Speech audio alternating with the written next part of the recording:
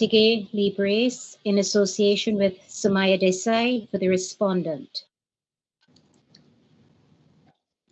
Good morning again, Ms. Libres. The court has read the submissions that have been made in this matter, and we would like to start with you, Ms. Libres, or at least your side, and we would like you to tell us in particular whether under the Constitution and laws of Barbados, a criminal complaint may not be made by any person or any authority. And also for you to tell us the significance of the Court of Appeal getting wrong the year in which that whole mix-up with 1999 and 2009, as the case may be.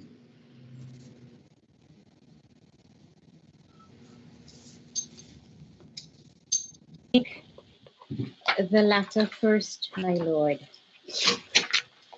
There is no doubt that the Court of Appeal, in its decision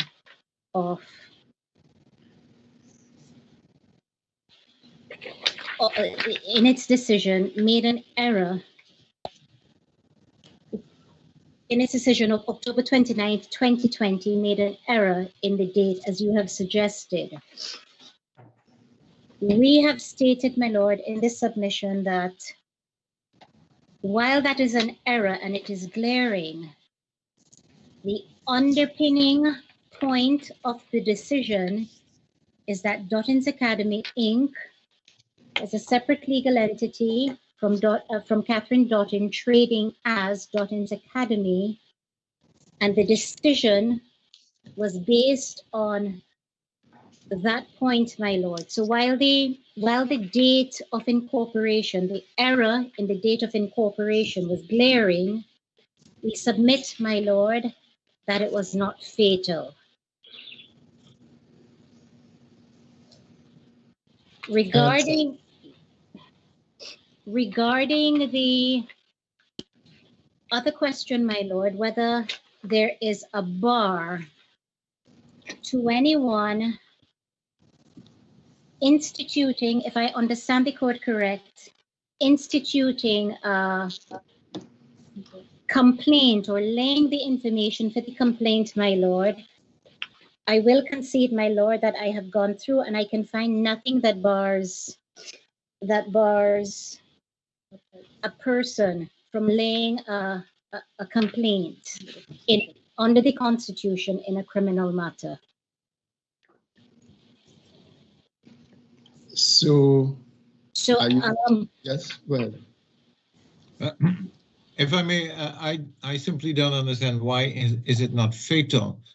The Chief Justice was saying here, at the time the incident occurred, which mistakenly he said was 1999, at the time when it occurred, Dottin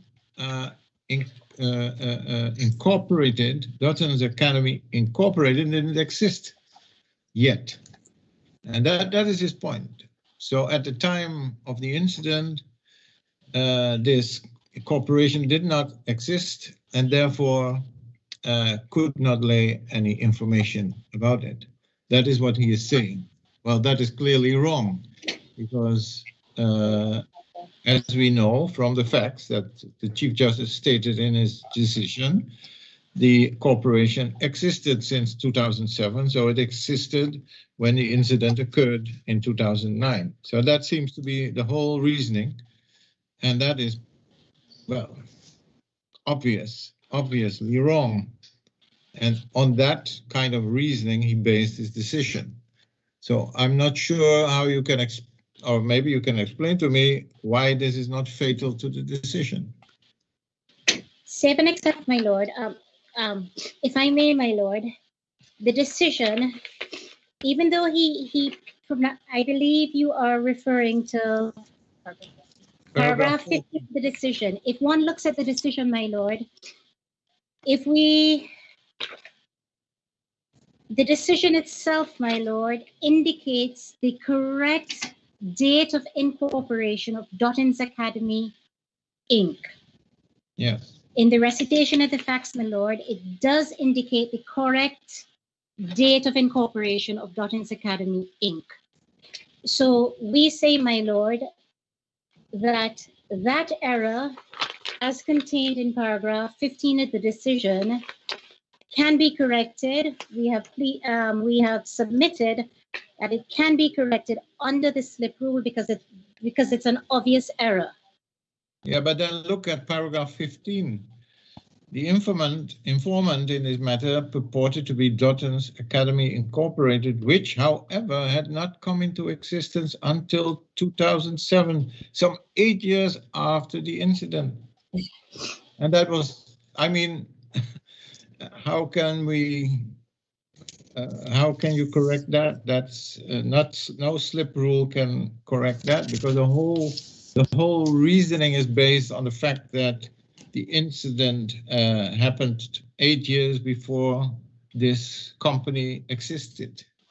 So even if you now turn 1999 in paragraph 14, if you change that to 2009, you still have 15.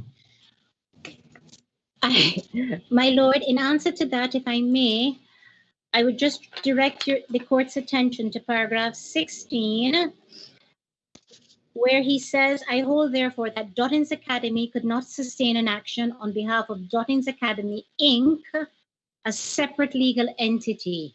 And there is where we place the emphasis, my lord. So while the dates are glaring in their inaccuracy, the point of the decision, my lord, is the separate legal entity of both parts, of Dottin's Academy, Inc. and Dottin's Academy, of Catherine Dottin trading as Dottin's Academy. And how does that relate to the point that you conceded, the constitutional point?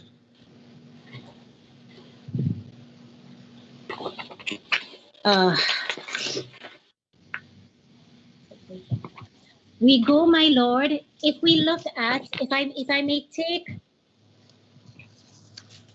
I may direct this court's attention to Rule 7.1 of the Magistrates Court's rules. That, my lord, is found.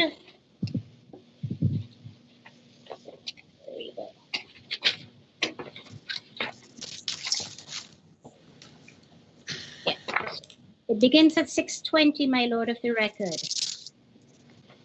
If we go to 626, paragraph 7, my lord.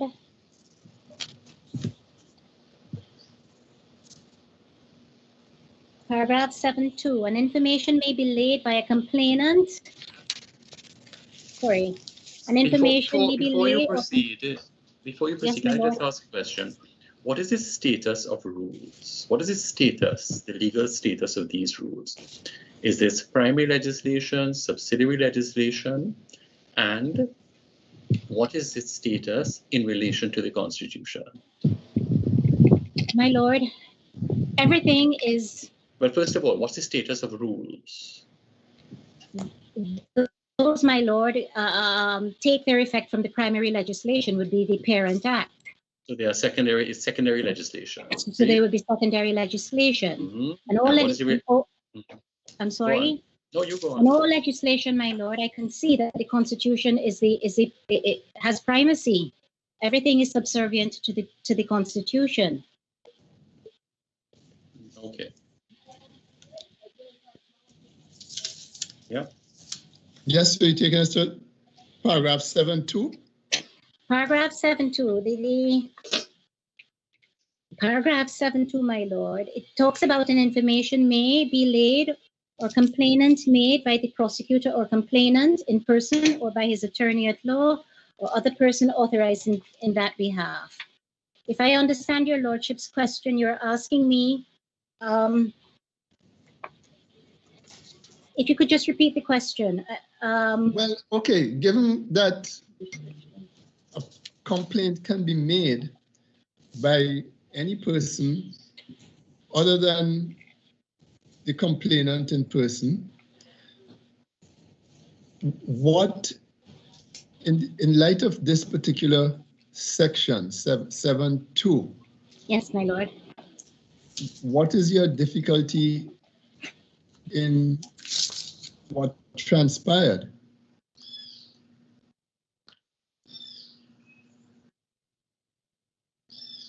Even if Dottin's Academy, even if you are right in what you're saying, that it was a slip, that it doesn't take away from your principal point, how does that all relate to 7.2?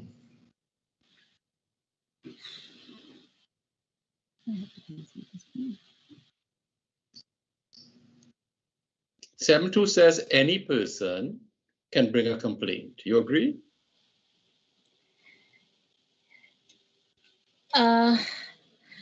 The challenge I have with that, my lord, is that if it was any person can bring a complaint, why does it say, why is it written as it is? Maybe laid by the prosecutor or complainant in person or by his attorney at law or other person authorized in that behalf.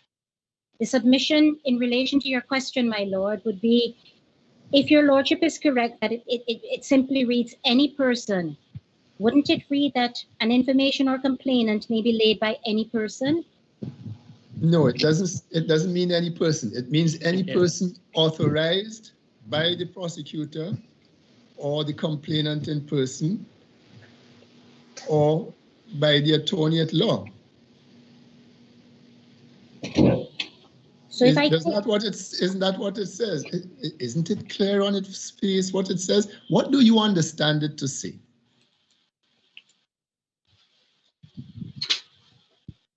Exactly as you have indicated, my lord, and therein lies or submission that on the face of the documents that were before the court, Dottin's Academy Inc.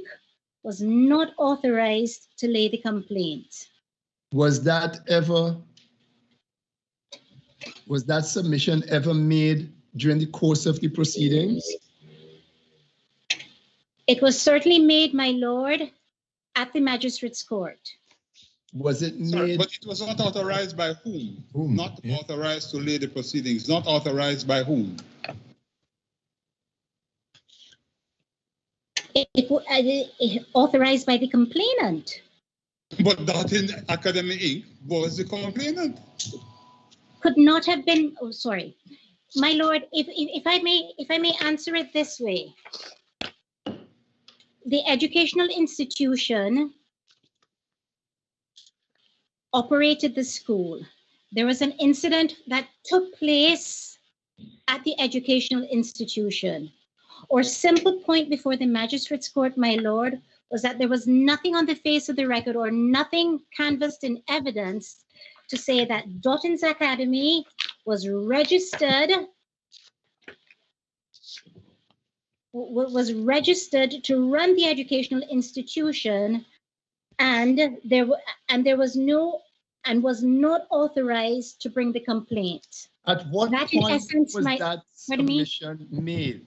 When was that submission? When was that point raised for the first time? When? That submission, my lord, was raised at the Magistrates Court after the complainant or the informant closed its, well, we were addressing the court after the case was closed, my lord, after all the evidence was led.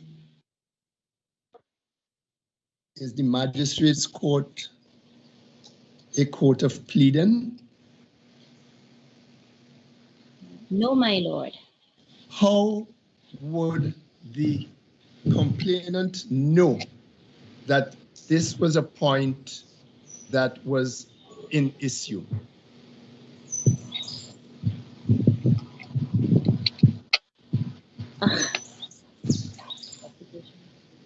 My lord, as I understand it, when you're in the Magistrates Court and you do your case, counsel for the defense certainly takes any point that is open to it after all the evidence have been led. Okay, let me ask this another way. Uh-huh. On whom lay the burden to establish that the complainant was not authorized? I answer it, I can only answer it this way, my lord, that the complainant in laying out its case needs to comply with 7.1. It needs to lay the foundation that suggests to the arbiter of fact that it has the authority to lay the complaint. So on the face of the proceedings, where you have an incident occurring well after the company was incorporated and the company is the complainant, isn't it apparent in the absence of any submission, evidence, statement to the contrary that 7.2 is being complied with? And this is why I'm asking you, on whom lay the burden of saying, no, this complaint is bad. This complaint is bad because the person named here was not authorized by the complainant in person. On whom lay that burden?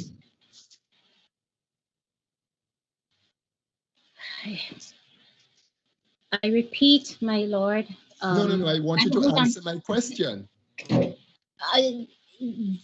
The burden laid on defense counsel, and defense counsel took that point at the Magistrates Court at the close of the case for the complainant. Precisely. I'm glad that you have accepted that that burden lay on the defense. How can you, in a magistrate's court, seek to discharge your burden at the stage of closing submissions? When would the other side be able to adduce the evidence to disprove the allegation? All the evidence has already been taken. The case is finished, save for closing submissions, and you drop your ace card, what you think is an ace card. How can the other side produce evidence at that stage? My lord, these are criminal proceedings. The onus is on the prosecutor, or in this case, the informant, to lay its case out. There is nothing, the burden is not on the accused person to say anything to assist the prosecutor, or in this case, the complainant, to prove its case. If at the end of the prosecution, of the prosecutor's case, or in this case, the complainant's case, they have failed to satisfy, we say, the section, the onus is not on the defense counsel to point it out before the closing of the case. I see. So you had that point. I don't know if you were in court, but the defense had that point up their sleeves and felt that it was an opportune time to raise it after the case is finished and closing submission, after all the evidence is in and closing submissions are being made. Is that correct? It's certainly, I wouldn't characterize it at that, my lord, but one must not escape the fact that these are adversarial proceedings, my lord. I'm glad you said. We have, it is what it is, my lord, and defense counsel has a duty to the best of his or her ability to defend the accused person. So okay, let me ask you another question.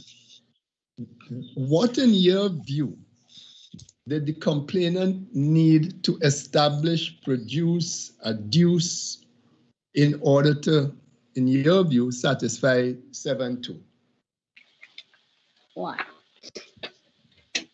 If I may, my lord, a proper reading of 7.2 we submit. The complainant in the case, the proper complainant in the case, we would say, in as much as they would be one of the teachers and or the student,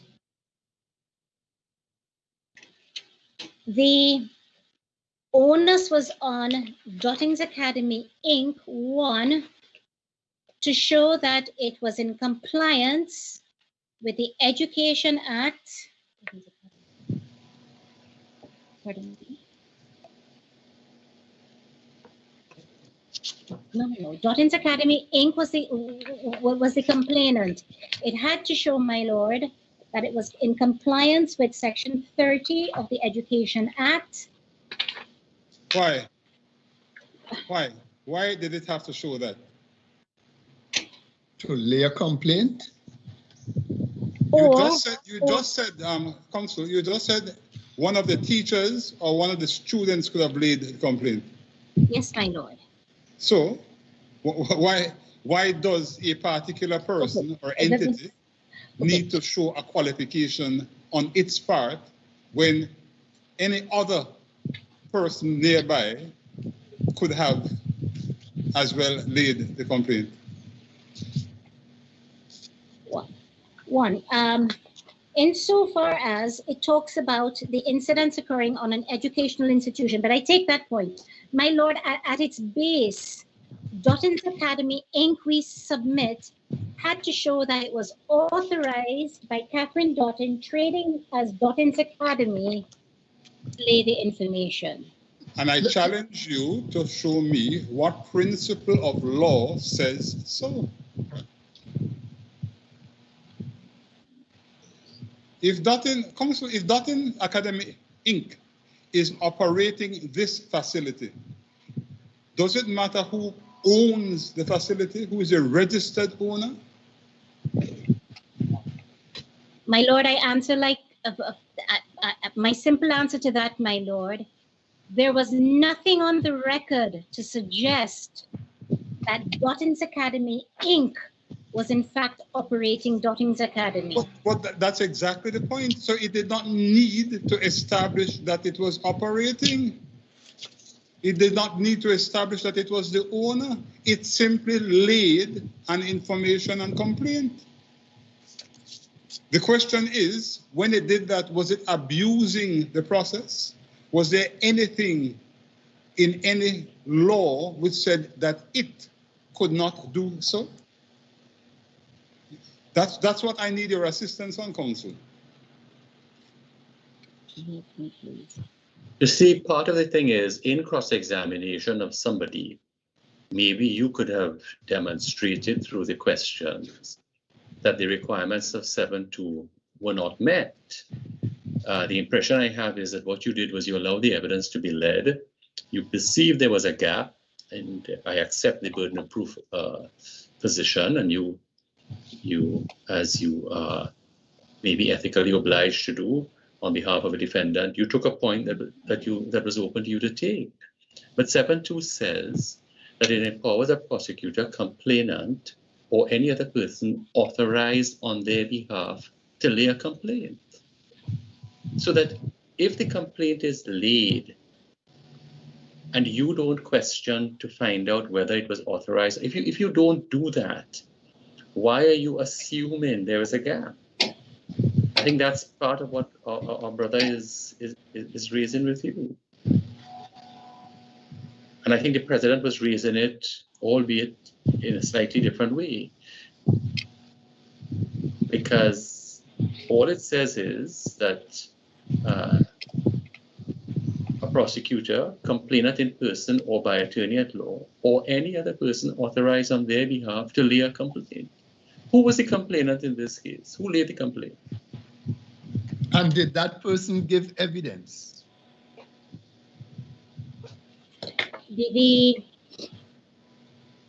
the people giving evidence, my lord, at the magistrates court level, at the magistrates court, is Catherine Dottin and 3 teachers. So you are saying that Catherine Dottin and the 3 teachers, they could and should have been the complainant, but they were not the complainant, and there is nothing to show that they authorized the complainant to make the complaint. Is that what you're saying? Mm-hmm. That is. So they gave yes, my evidence lord. Yes, for a my lord. complainant who they did not authorize to lodge a complaint. Don't you see how absurd that is? That sounds.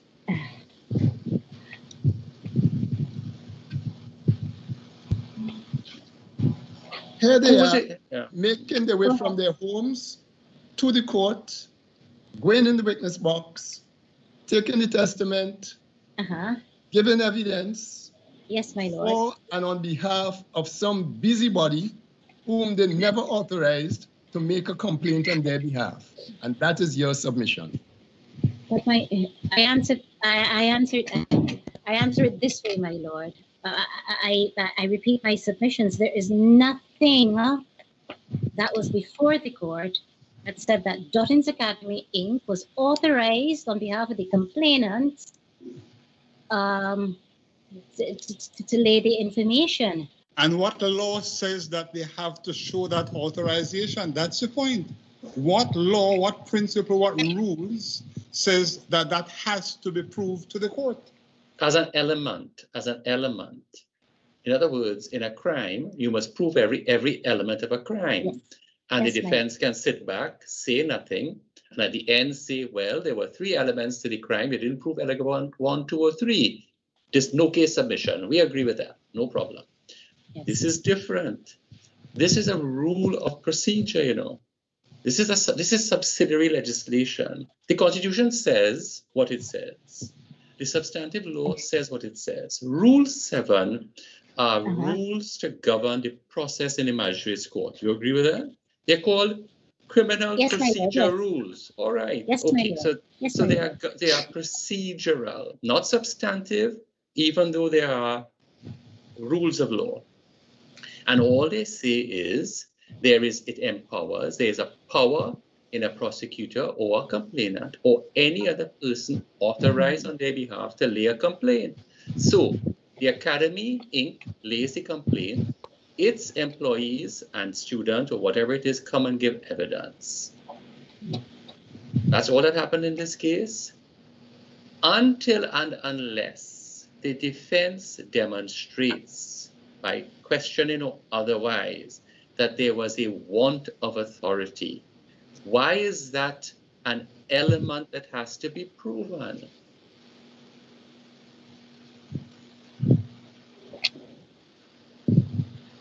My lord, I simply answer it this way, if I may. It was certainly open to the complainant in this case, Dottin's Academy, Inc., in marshalling the evidence before the magistrates court when the witnesses were called to ask 1 or 2 questions which would, for the avoidance of doubt, clearly show that Dottin's Academy, Inc. was authorized to lay the complaint on their behalf. But even if that gap is there, is that fatal? The president's summary, I think, you know, we don't conduct litigation, even adversarial litigation, in some make-believe world, you know. Why did these 3 people turn up to court? Nobody questioned anything. It's a practical question. How do you impute a want of authority? How does a court say, oh, well, on the evidence before me, I can impute some lack of authority? When on the evidence before it, the complainant was A, and these people turned up and gave evidence on behalf of A in the prosecution of a private complaint. Is not the totality of the evidence? What inference, what reasonable inference would you draw from that evidence? But sorry, I responded, my lord, or I will attempt to answer. If on the evidence laid, my lord, the authority is not established, why should that be? Why should the onus then be placed on the defendant? If after the complainant leads his evidence in chief and does not establish the authority. So you say the authority was an essential ingredient. Absolutely, my lord. To be proven that's your, at the end of the day, that's your submission. It is an incentive to bring this complaint. Evidence as to authority is an essential ingredient. That is the submission, my lord, yeah. and the onus, cannot be on defense counsel to correct the mistakes of the complainant. Defense counsel is to represent the defense. Counsel, that there was no mistake. I'm saying that there is a view, and it is a view which attracts me, that there was no gap whatsoever in that regard, that one takes it in the Magistrates Court as a matter of course. These people are here, they are giving evidence in relation to this crime, and there is a complaint before the court, and they obviously, it must be the case, as my brother said, in a non-make-believe world, in a real world, that they were here at the instance of the person or the entity which laid the complaint.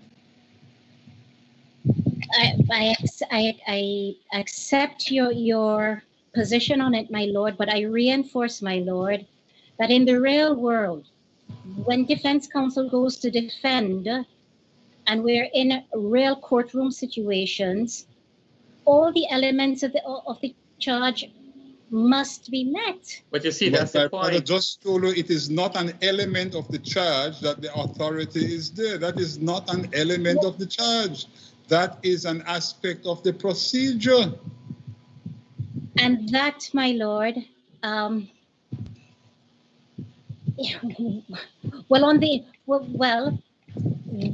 if there's a gap in procedure in criminal proceedings, an irregularity, to use the old language, is that fatal or can that be cured? We're not talking about element of a crime. That's a different thing. We're talking about, this is clearly procedural law. It is called the Magistrates Court procedural rules. Agreed? It is the Magistrates Court criminal procedure rules, my lord. There's no challenge to that. Yes. Good. So if there is an irregularity in the procedure in a normal complaint, what's the consequence? Can it be cured? It depends on the irregularity, my lord, and its effect. If it's a minor irregularity or one that can be cured before the court closes the case, absolutely. But we say our submission has to be and continues to be that this irregularity was fatal. Okay, Mrs. Libres, let's try again. Yes, my lord. What are the ways in which that authorization should have been established? Well, the act is silent, my lord, but real world courtroom, you lead your evidence, you lead your case, and if it's not, and you establish that authority, one of the ways to do that is in your examination in chief. By eliciting evidence of it? Yes. Okay. Do you think that a magistrate ought reasonably to infer that authority by reason of the fact that the aggrieved persons voluntarily give evidence to support the complaint? couldn't the magistrate on those facts infer the authority? And I would respectfully respond, my lord, that it is not for the magistrate to infer. It needs to be clearly stated. It needs to be clearly stated. Well, my lord, a reading of section 7.2, authorized, and this court has said on their behalf. It can't be inferred. It must be proved. That is in essence, my lord, the submission on behalf of the respondent. When judges and magistrates infer facts from other facts, the things that they infer are not susceptible, they are not to be regarded as having been proven.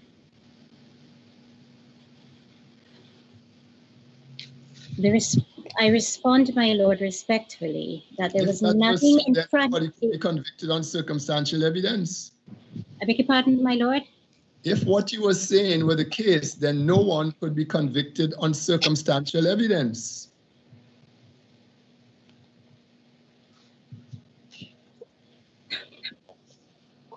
Sorry.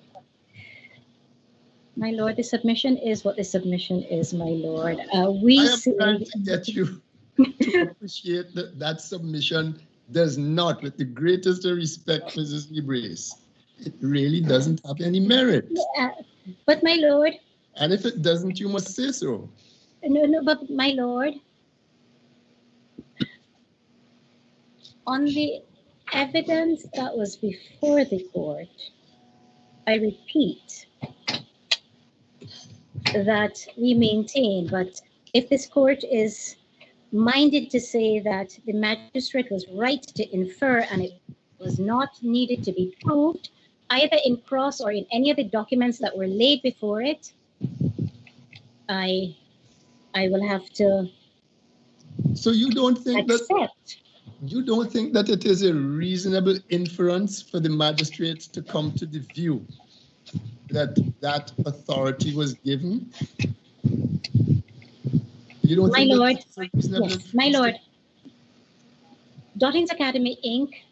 is a separate legal entity from Catherine Dottin Trading as Dottin's Academy. But it doesn't matter. That's not right. That's not relevant to the issue.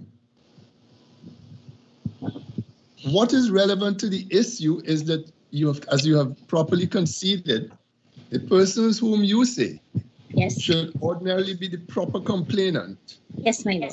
They were present in court and they gave evidence voluntarily. Nobody forced them. They gave voluntarily evidence in support of the complainant. And now you are saying that they never authorized this complainant. This complainant was some busybody who just brought this action, and these persons who were really aggrieved never authorized it. This is what you were saying. My argument, my submissions are a little bit different, my lord. I'm merely saying that the authorization, if given, was must be proven. Your point is very simple.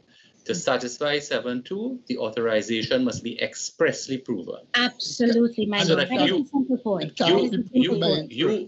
You would read 7.2 to say, you would read in the words to say, or any person, and you would read in there expressly authorized on their behalf. That's your interpretation of the section. That would be the submission, my lord. I know that, yeah, that's what you're saying. The section doesn't say expressly authorized. But do you accept now that who was the complainant, whether it's Dottin Inc. or Dottin Trading, really matters not? Your point is it doesn't matter who it was. Once they prove authorization. Yes. Right? That is the point, my lord. That is the submission. That is the submission. And this entire appeal turns or falls on that. My lord, the entire appeal before this tribunal. But what was before the court, I want to make very clear, my lord, that what we have just discussed was but one of the grounds of the appeal, my lord. There were several other issues. There were several other grounds And what happened to raised them? before And raised what before happened? the Court of Appeal. Yeah, what And happened it to is them? quite unfortunate that the Court of Appeal rested. Those grounds related to the merits of the matter? Yes, my lord, absolutely. Okay, so if you do not succeed on this particular ground, what do you think should happen next? Well, I would, it is open to the court, my lord, to refer the matter back to the Court of Appeal in Barbados for a rehearing. A rehearing of what? The appeal? Of the appeal. There were other grounds, my lord. We maintain that in as much as the three teachers gave evidence, there was not enough evidence to ground a conviction on the Right. So right. on the substance, you think that the magistrate my lord, took the wrong absolutely. decision. Yes. But if we did that, then wouldn't we be interrupting the normal flow of the magistrates court's proceedings, because the magistrate convicted them and those proceedings have not yet ended. The magistrate really should proceed to sentence them so that you can appeal against the sentence if you are unhappy with it, simultaneously with your appeal against the substance of the conviction. Yes, my lord, in theory, yes, absolutely. That is open to Miss Norville. So if we dismissed this appeal, no, if you allow it, if you allow this, sorry, if we allow the appeal, I'm sorry. Yes. Thank you. Is the magistrate still sitting as a magistrate? Not in that jurisdiction, my lord. The Chief Magistrate, Mr. Ian Weeks, I believe, sits in District A. I see. No, that's a matter of detail. But if the appeal is allowed, would you have a difficulty if the matter goes back to the magistrate so that the magistrate can complete the sentencing? Before you answer that, just think about it. Usually in a criminal appeal, you appeal maybe two things, both conviction and sentence. Yes, my lord. You don't split up these things to run several tracks through the system, do you? Not usually. Not usually, my lord. Save and except if I may. At the time of appealing this decision, the law in the land of Barbados was the Court of Appeal decision in Rambaran, and it said that conviction meant conviction. So we were duty bound, and we had 7 days within which to put the appeal in. So we put the appeal in the time allowed. Yes. And I do take the point that it is open for us now, if we're unhappy with whatever sentence is passed by the magistrate, to do a two-pronged approach, appeal the conviction as well as the sentence. Yes. How long has this been in the system since the conviction? Since the conviction, my lord, I believe was 2015. 2015. So we're running 6 years. We're running 6 years. And it's interesting, my lord. Can you imagine if you split it and then you do the conviction and then suppose it goes against you, then you have to go back down for sentence, and then you're not happy with the sentence, and then you come back up. So what? This thing is going to stay in the system for what, another 4 and 6, 10 years? My lord. Doesn't sound attractive. I can't proffer an answer as to how long it will stay. I really can't. But I will say that this respondent, as any other accused person or respondent, has a right to challenge or to ask for a review of a conviction and or sentence if he or she is dissatisfied, and that can't be taken away from an accused person, now the respondent in these proceedings. I just want to establish that I got clear your answer to a question asked earlier. Which is? You would have no difficulty then if the appeal is allowed with this court remitting the matter to the magistrate for pronouncement of sentence. And after the pronouncement of sentence, you could appeal if you wish both the conviction and the sentence. Am I correct in saying that that is your position? My Lord, defense counsel is usually loath to state one's position without first speaking to the client, but I would have to say, this is really a matter of law and what is legally permissible.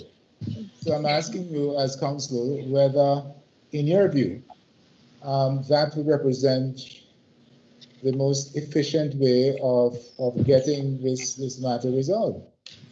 Stated as you have stated it, my lord, I concede that would be the most efficient way of dispatching this matter. There's absolutely no doubt. Because if I go the other way, it would mean a doubling up of anything that we propose to do. And let us not lose sight of what we're talking about, right? Let us not lose sight of what happened, what is it, a decade ago, a mere decade ago? 12 years ago. 12 years ago. 2009, yes. With respect, we want to get this matter resolved, and as my brother said, in very nice terms, get it out of the system. This is something, between my respectful view, ought never to have engaged the attention of the judiciary for this length of time. It's absolutely crazy, in my view. So I think, provided we're not breaking any laws, we should adopt the most efficient way of treating with this matter so as to bring some resolution both to your client and to the school. Counsel, can you think of any possible law or rule which we may be infringing or which may arise in relation to our consideration whether to send it to the Magistrates Court? Can we do that? Is that lawful? I know you agree it would be the expeditious thing to do, but I just want to be clear in terms of what the law permits. Is there anything that we need to be cautious of?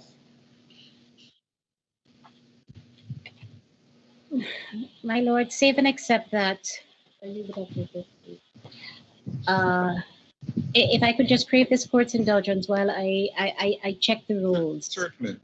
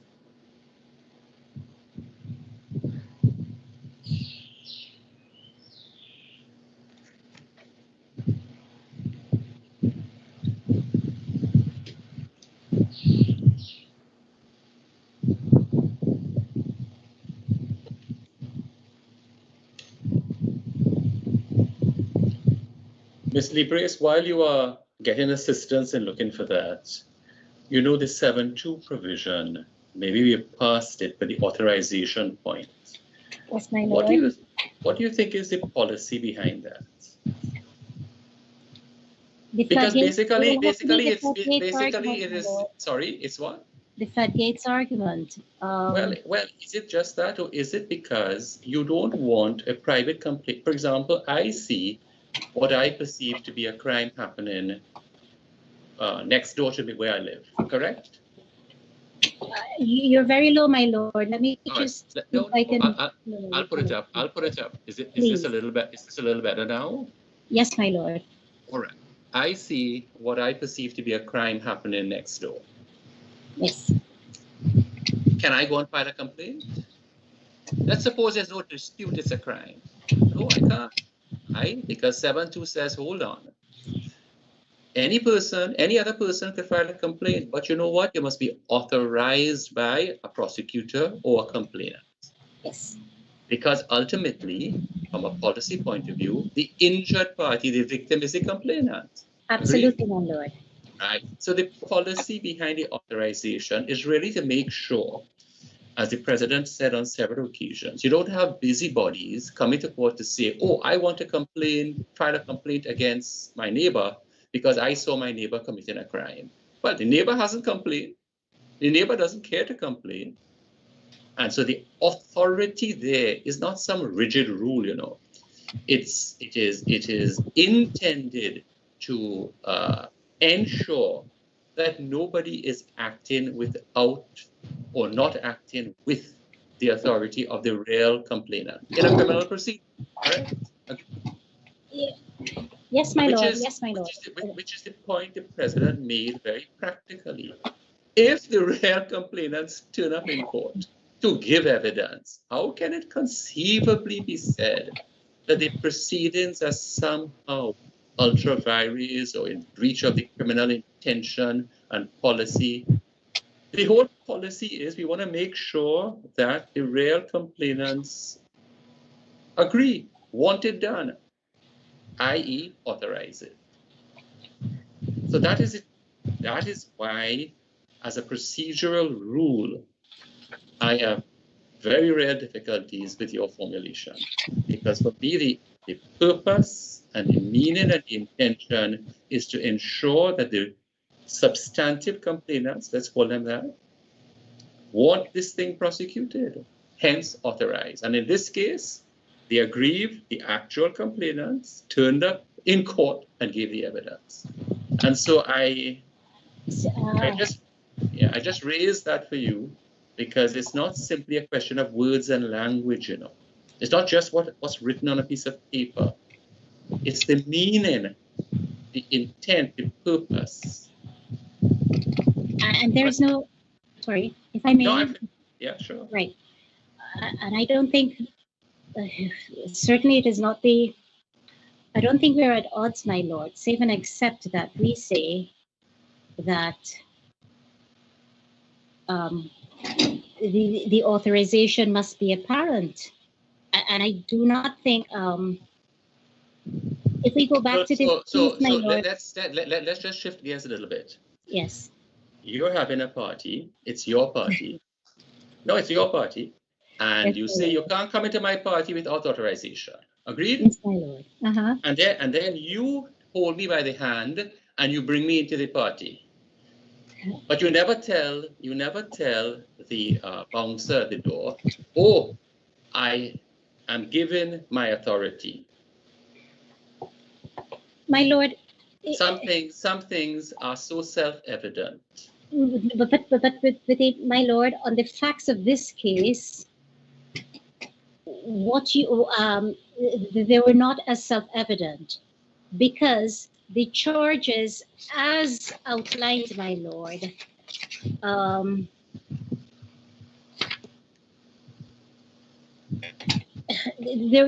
there was, for want of a better word, some language that was used. It was directed towards one party that was not on scene at the time. And I know we're delving into some evidence here, but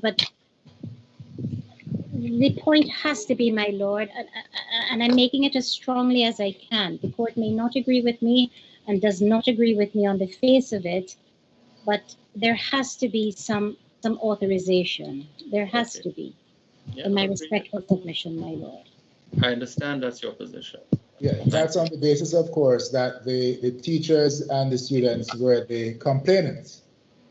I think another of my brother was investigating the issue as to whether the academy itself could have been the complainant, and so I think we should bear that in mind. I don't know that we are conceding that the only complainants were in fact the teachers or the student, and perhaps Mr. Borden might wish to say something about that, of course. But I don't know whether I found the materials to answer the question.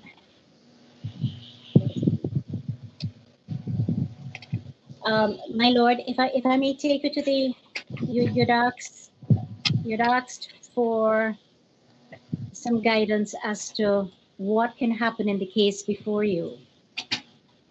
If I take you to section 11, subsection 6 of the Caribbean Court of Justice rules, or Act, I beg your pardon. which is at page 904 of the record, my lord. It says, the court shall, in relation to any appeal to it, in any case, have all the jurisdiction and powers in relation to that case by the Court of Appeal, possessed by the Court of Appeal. So that will offer you some guidance, my lord, as to, and the powers of the Court of Appeal, my lord, as contained in the Supreme Court of Judicature Act, and that is at page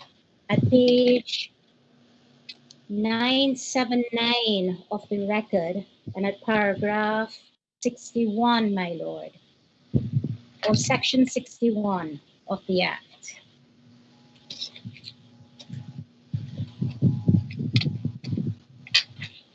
It does have the power, my lord. If you go to B, 61B, remit the appeal or any matter arising therefrom to the original court, which such declarations or directions as the Court of Appeal thinks proper. So if the Court of Appeal has that power, my lord, and the Caribbean Court of Justice Act gives you that power, any power that the Court of Appeal possesses, it is certainly within your authority and power, my lord, to remit the matter to the magistrate as was raised and contemplated by this court. Very much obliged, counsel. Most helpful. Thank you. Now, the Court of Appeal or the Chief Justice calls this point on which he decided the case an in limine submission. Was it part of one of the 4 grounds of appeal, or was it something? It was part of the 4 grounds, my lord. It was one of the grounds, my lord. One of the grounds. So he didn't. It was one of the grounds, my lord. So he didn't get to the other grounds. He didn't get. Absolutely not, my lord. No. And if one looks at we placed before this court, my lord, or submissions that were before the Court of Appeal, and there were full submissions on the other grounds of appeal, my lord. Yeah. Now, did you call this an in limine submission at or did the Court of Appeal qualify it like this? Before the magistrate, my lord, I do believe I concede. I characterized it as an in limine submission. I did characterize it, my lord, before the magistrate court as an in limine submission. Yes. But you probably know the translation of the Latin in limine. Yeah, means, I'm sorry. Yes, my lord. That was an error. That is an error, and that has been conceded, my lord. So, I'm sorry to interrupt, but I think Mr. Bowley might have fallen out. Pardon me? Oh. Opposing counsel, I think, fell off. Oh, I'm sorry. Yes. Yeah, I just admitted him in. Ah, okay.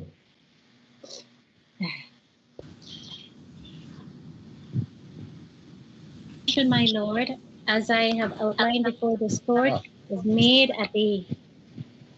as the first limb of the closing submissions in relation to the informations laid in defense of the accused person.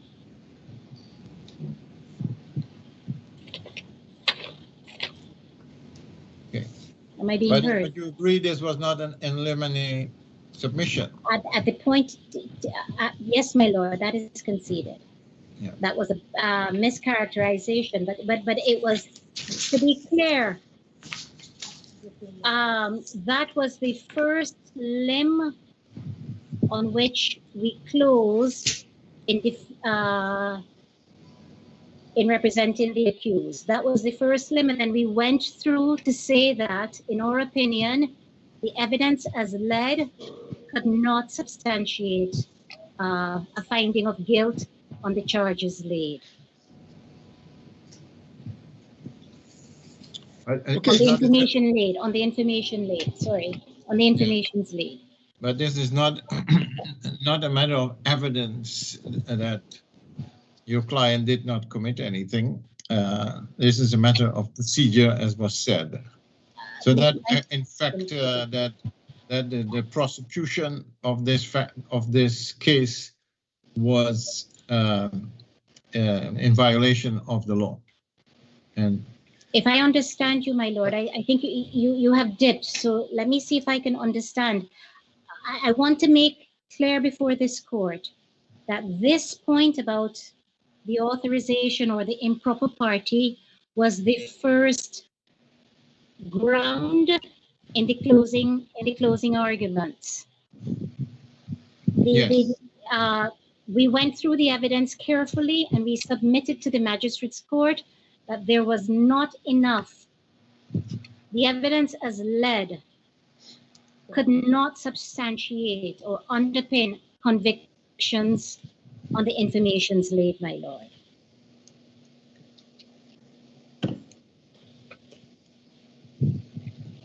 Yes. Is there anything else you want to tell us, Mrs.? Not unless I can be of any further assistance to this court, my lord. Okay. I've tried to answer as best the questions that were. And you. Yes. Thank you. Mr. Boadi?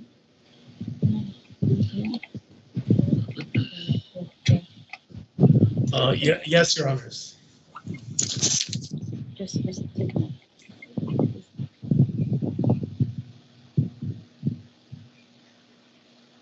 Yes, Your Honors. If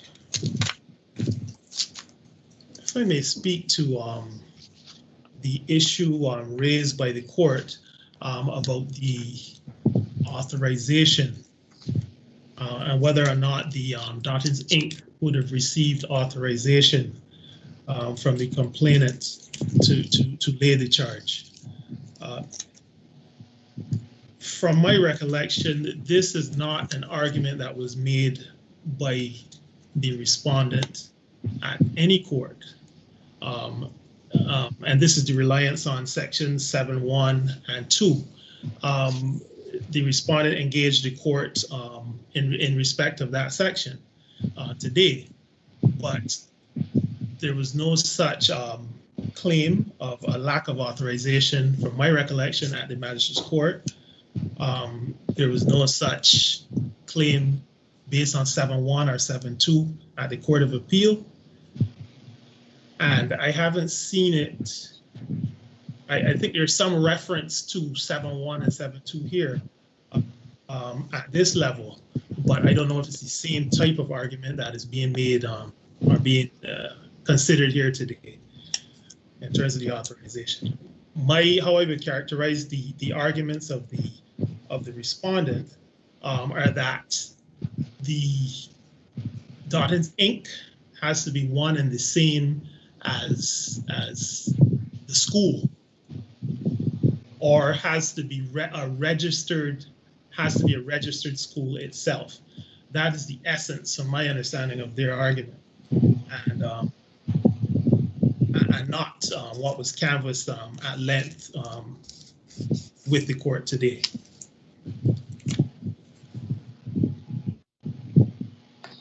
In respect of whether or not the matter can be referred to the magistrate, my concern is that the magistrate has gone to another jurisdiction. He was in District A hearing this matter. He's been transferred to District F. I don't know if he would have the authority to continue to hear this matter, having gone from one jurisdiction to the next. My understanding is that in order to obtain jurisdiction, you have to be gazetted.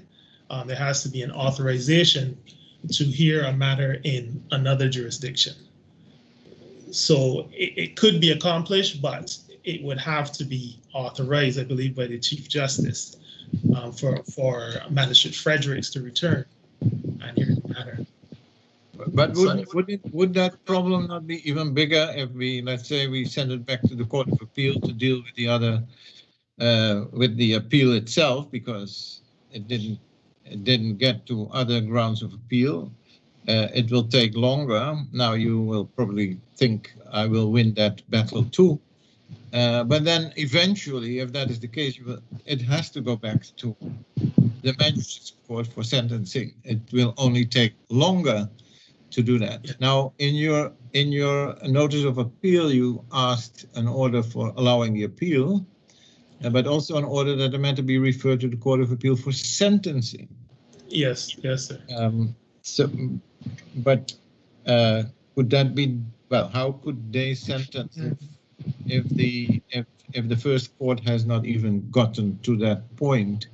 That is one question. And secondly, as we have heard, well, what the Court of Appeal did is dealing with one ground of appeal, as they understood it, but there were other grounds of appeal they didn't get to. Yes. So then don't they have to do, if we send it back to the Court of Appeal, don't they have to do that first before anything else? And as I said, how can they get to sentencing if the first court didn't even reach that stage? Just questions, huh? Yes, I believe the Court of Appeal can sentence it as part of its powers. The Court of Appeal can sentence on a matter that arising out of the Magistrates Court.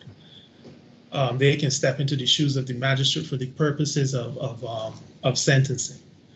So what provision contains such power? I crave the court's indulgence. Yeah.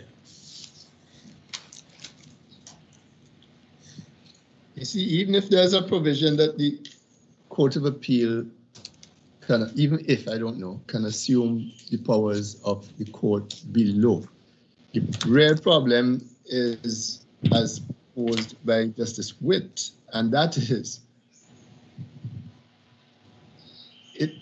it would be invidious for the Court of Appeal to proceed to sentencing with appeals before it against the conviction.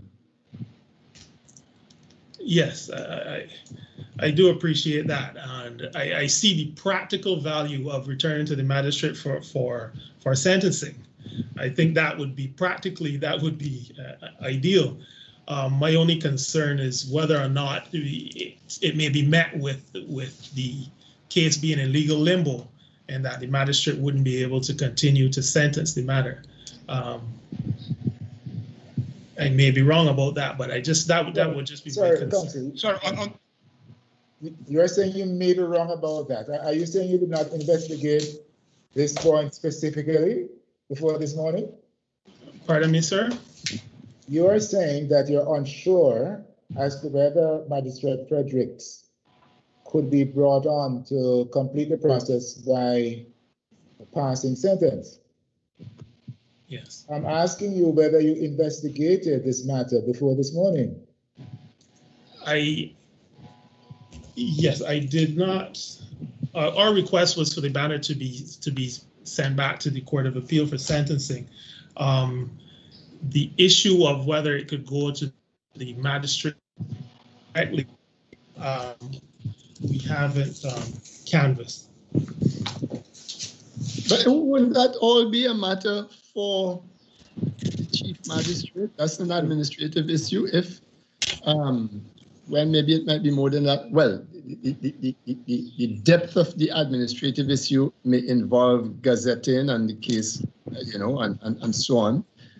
But a trial can't be placed in limbo. There must be ways to resolve the issue as to how is this defendant who has been convicted but not sentenced be sentenced. And it may well be, I know I have done it in the High Court. I don't know whether the Magistrates Court rules are different, but I have known instances, and I have done instances where I have sentenced persons who were not convicted before me because the judge before whom they were convicted has either retired or for whatever reason could not get into the sentencing phase. Yes, sir.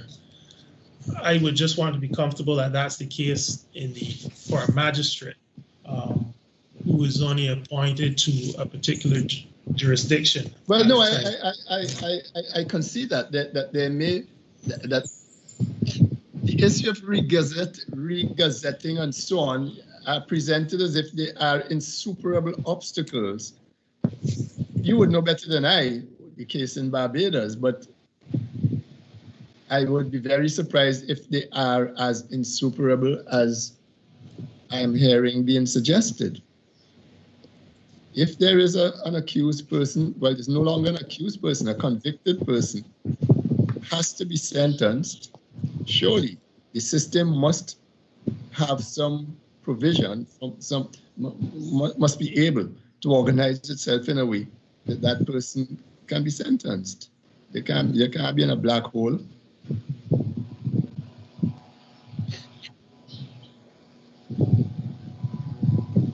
Counsel, let me ask you,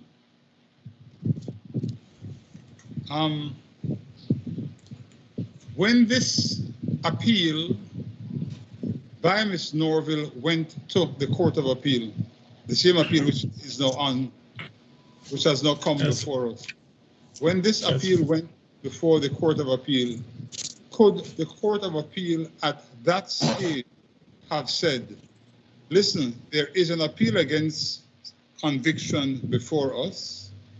We understand, I think it's a Rambaran decision which says that that step had to be taken. But we will stay the hearing of this appeal and instead, or at this stage, direct that the proceedings be resumed in the Magistrates Court so that sentence can be completed before we go further hearing this appeal against conviction, which would allow for an appeal against sentence to be made if desired.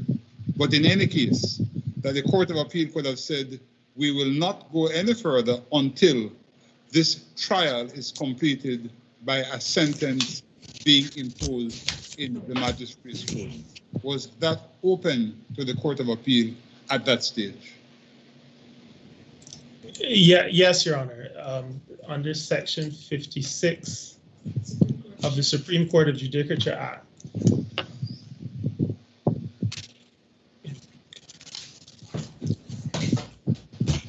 we will attempt to pull it up for the court to share the screen. Ah.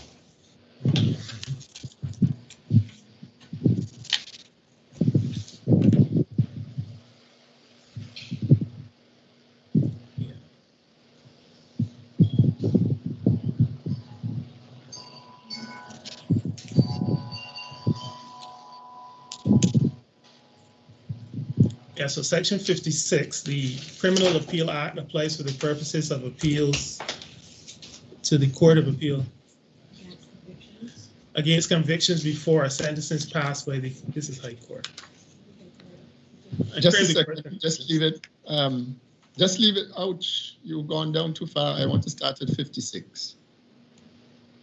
Okay. Yes, I think this applies to the High Court.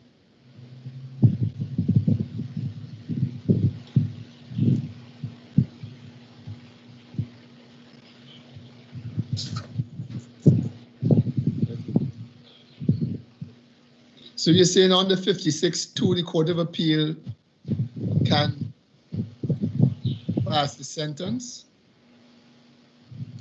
I think that I misspoke. I don't think this would apply to a Magistrates Court appeal.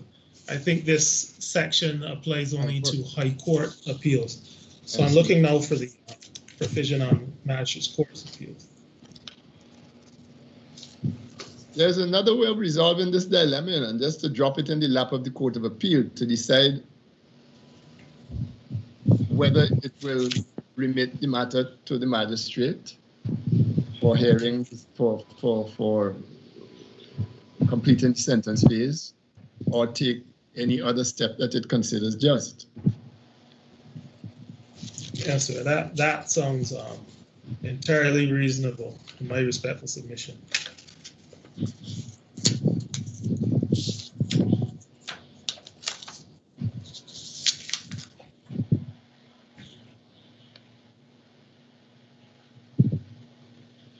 Section 256 of the Magistrates Court Act,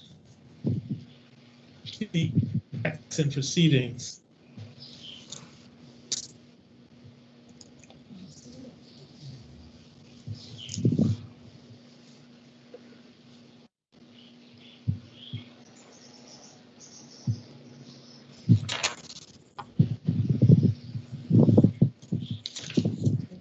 Yes. Or would it be an idea to get some written submissions on this particular subject? What could be done to? Sorry, take us through this. What was it you were saying in this? Section 256 of the Magistrates Court Act speaks to where there's an error or defect, where there's an allegation of an error or defect in an information. It reads, subject to subsection 2, on any appeal from any decision of a magistrate, no objection shall be taken or allowed to any proceedings before the magistrate for any defect or error that might have been amended by the magistrate, or to any information, complaint, plaint, summons, warrant, or other process to or of the magistrate for any alleged defect therein in substance or form, or for any variance between the information and any evidence adduced in support thereof before the magistrate. That doesn't apply. There's no defect here, is that there's a defect in the information. And so this is a matter that could have been dealt with by the Court of Appeal as a preliminary point. And because if there's a defect, and it goes as far as saying, even if the defect is a defect in substance, not even just in form or clerical error, substance to me suggests something of a legal significance. This type of objection cannot be grounds of an appeal. So that being the case, the Court of Appeal could have dealt with it. And I would submit this court could deal with it the same way, which is to order that this is a decision that no objection should have been taken of. And this section applies, it's a statutory provision that applies unless any of the circumstances in subsection 2. Can you scroll down just a little bit, Counsel? Scroll down. Yes, to subsection 2. You've lost me completely, Mr. Body. That's fine. Yes. Yes, Your Honor. So does that not answer the question I think Justice Barrow was raising? That the Court of Appeal could refer the case back to the magistrates with direction to rehear, etc.? Yeah, yes, the Court of Appeal could refer the case. I see no reason, I see no provision preventing. But just a minute, is that not only for defects in proceedings? Isn't this section limited to defects in proceedings? Yes, but I thought the respondents were suggesting that there was a defect. Isn't that what their argument is? Oh, okay. Yes, their argument is that the information is defective.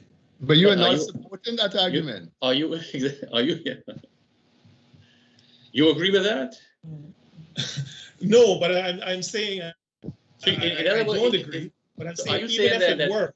So if we were to dismiss the appeal, you are saying under Section 256 we could do this. Yes. Oh, yeah, I but see. it would allow the appeal. And in particular, you were saying under 256 sub 2D. Sub 2, yes.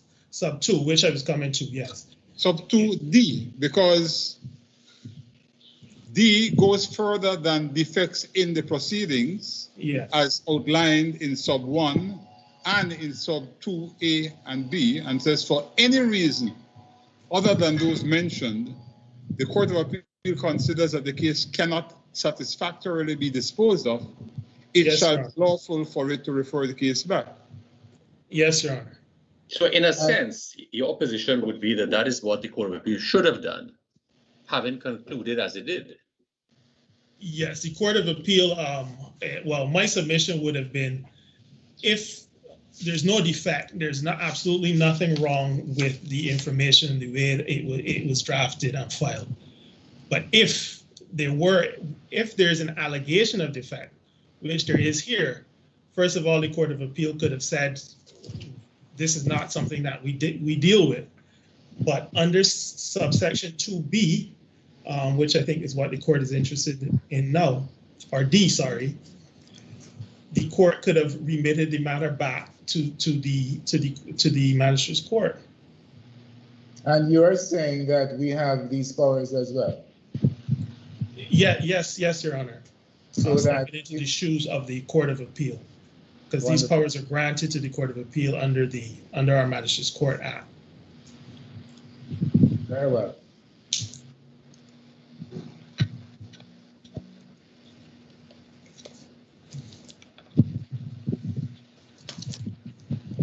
Yes, is there anything else you want to tell us, Mr. Boddy?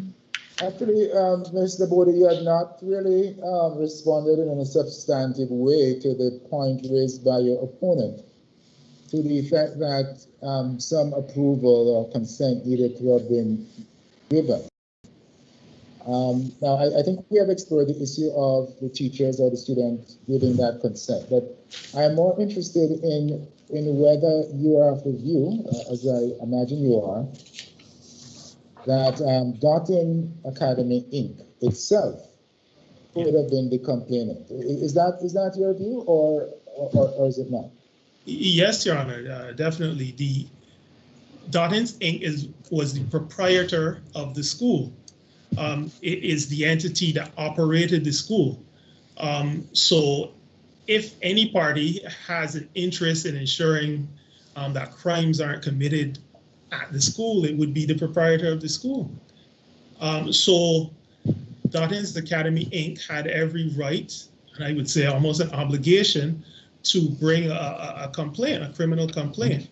So it is not necessarily an issue, in my respectful submission, of authorization, because Dottin's Academy can be a prosecutor or a complainant in the matter.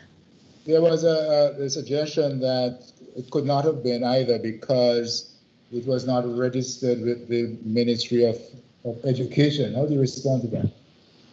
I would submit that is of no relevance. The Education Act provides that a school can have a proprietor. The proprietor is the entity that operates the school. The school is registered. So if you look at the letter, if I refer the court to the letter authorizing the court's indulgence.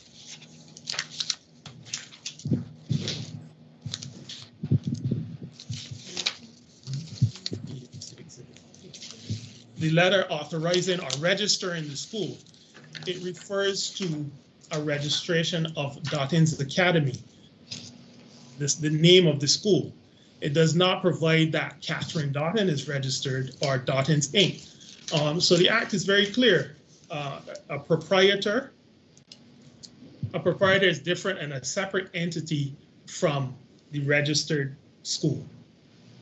So the idea that the Dottin's Inc. would have had to have proven that it is one and the same in the school, it has no basis in the legislation or common law. Okay. Now, the company, you say the company is the complainant, correct? Yes. And did the complainant itself lay the information, or was that done by an attorney? It was done through an attorney. Through an attorney. Okay. Yes. And the attorney was certainly a natural person. Yes, it was. I hope so. You think it was authorized? Yes. So there is a provision, as you know, Council. I believe it's in the Education Act, which allows, I believe, the Ministry of Education to undertake these prosecutions. Yes. Does that, in fact, impinge in any way, in your view, on the proprietor of the school itself taking a private prosecution? No, I think that actually strengthens our case, because you have two types of schools in the Act. You have public schools and you have registered private institutions, educational facilities. The part that speaks to a chief educational officer bringing a complaint speaks only to public institutions. Yeah. No problem.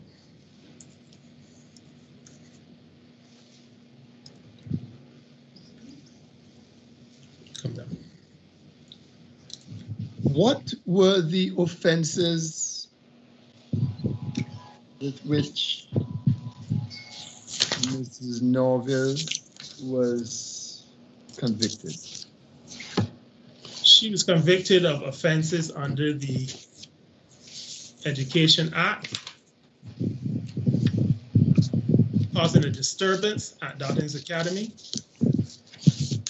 under the Education Act.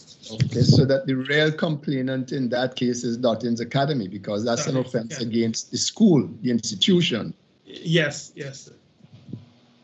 That having entered on. And you would say, Counsel, that the Inc. did not need to have an insurable interest in the school for the Inc. to be petrified at the thought of the place being burned down. Is that correct? Yes, sir.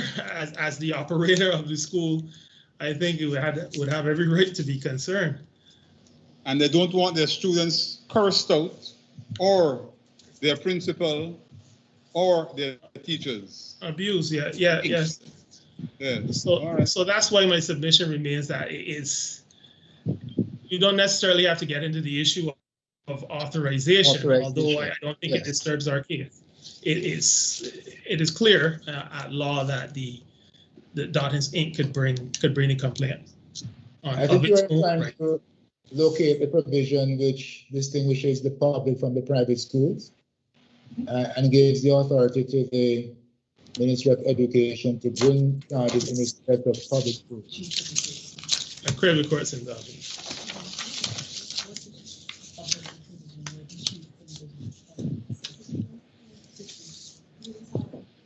64.4, you gotta raise it. 64.4.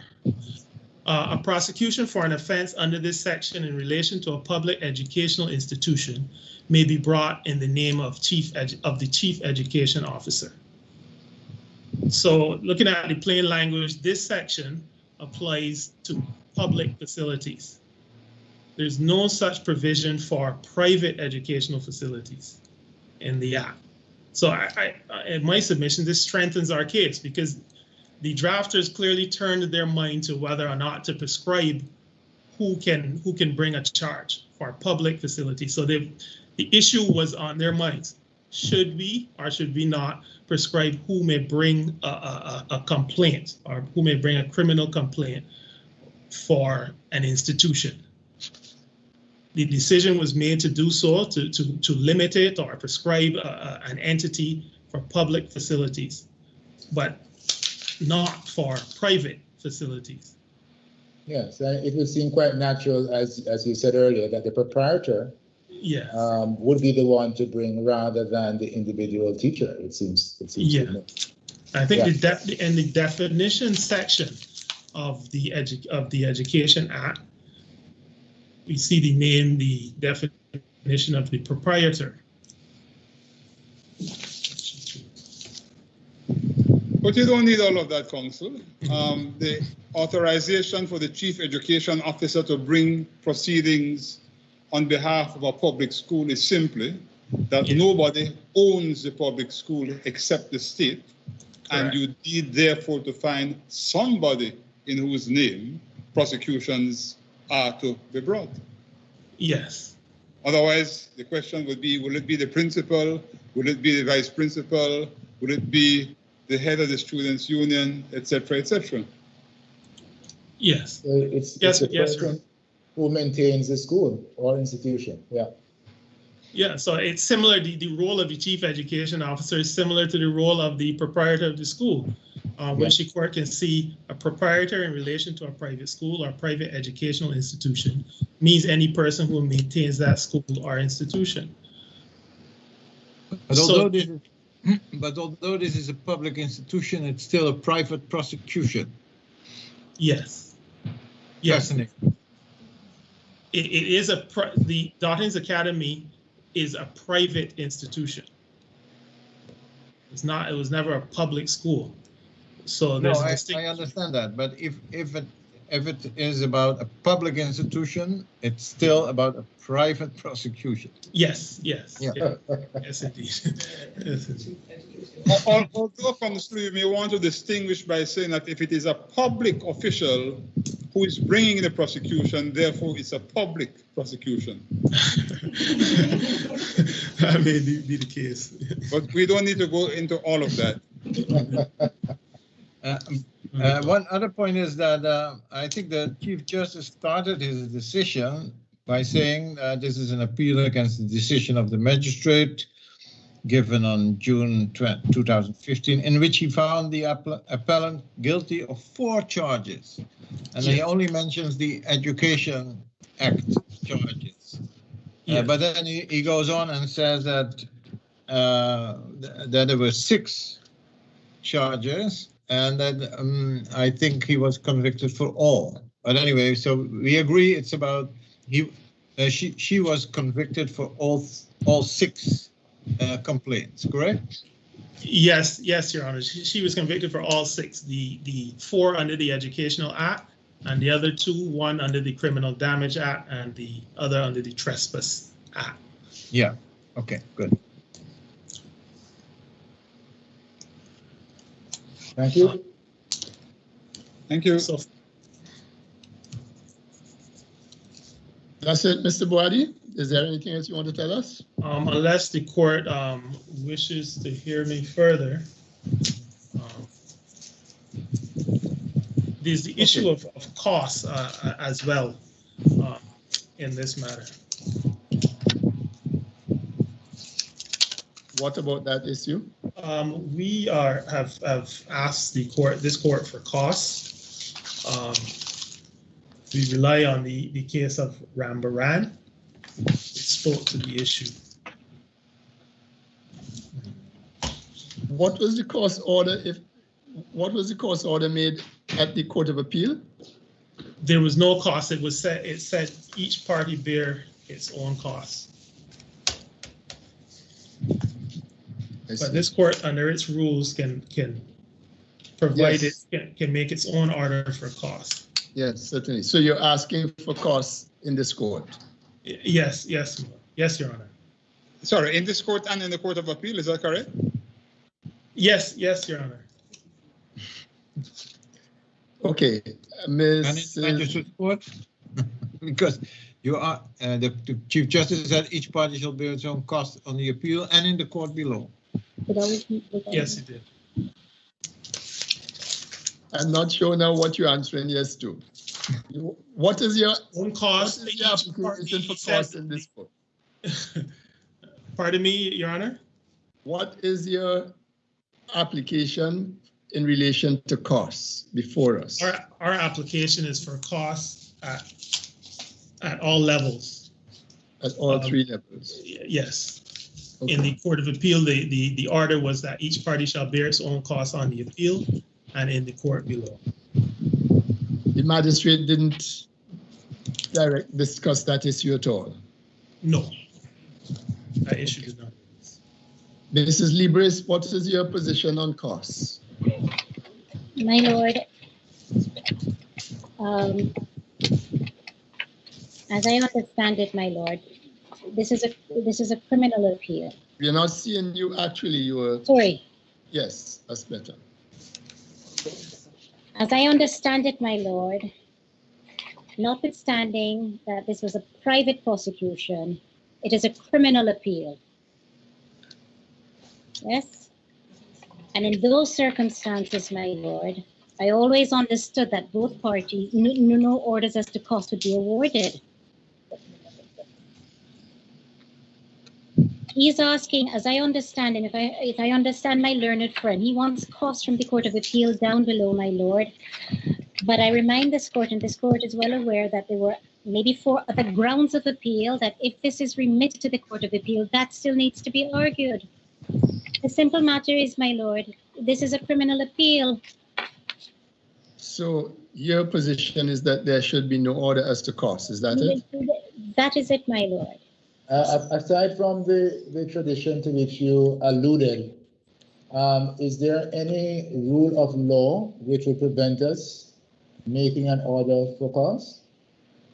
Respectfully ask, my lord, that I be given time to do some proper research and submit to the court within a week. But the rule of thumb is, my lord, in criminal appeal, no orders as to cost are awarded. If this court is going to deviate from that, I would need time to file some submissions on the point, on the application for cost. Well, I subject to what the president and my colleagues think. I'm happy to receive your submissions, and I presume that Mr.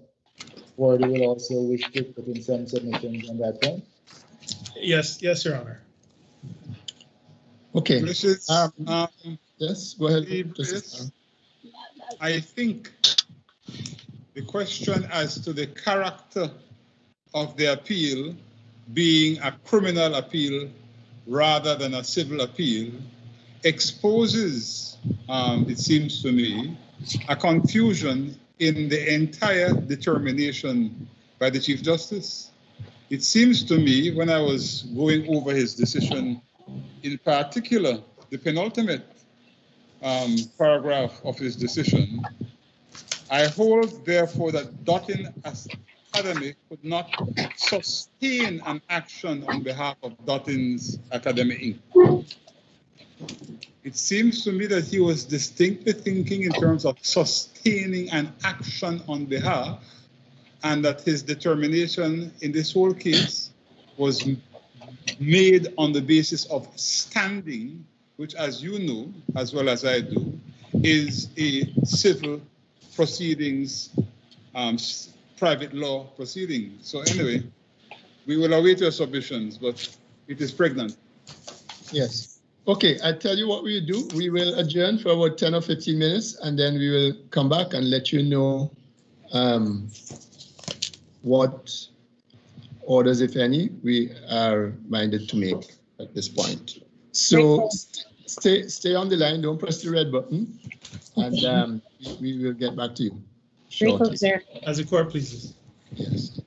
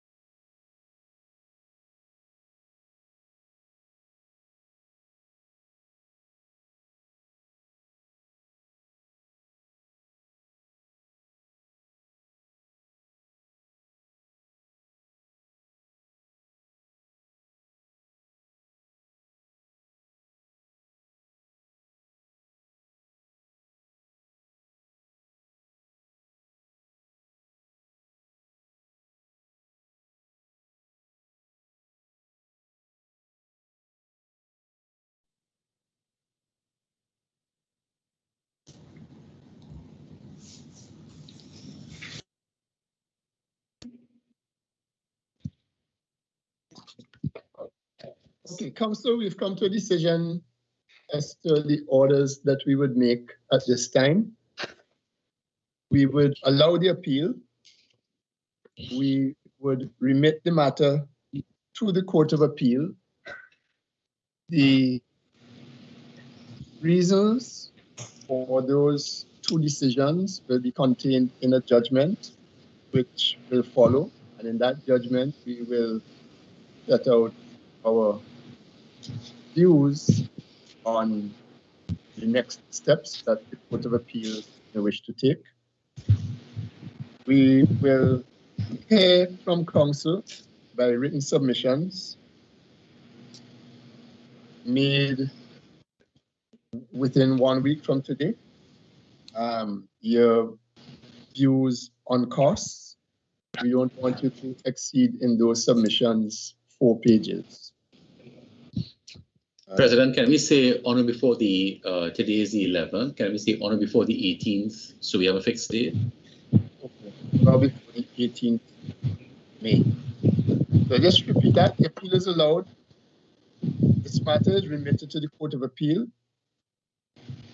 The court will issue in due course a judgment of our reasons, which judgment will include our view on costs, and Council are required to make submissions on costs not exceeding 4 pages in length on or before the 18th of May. Madam Deputy Registrar, you may close the proceedings.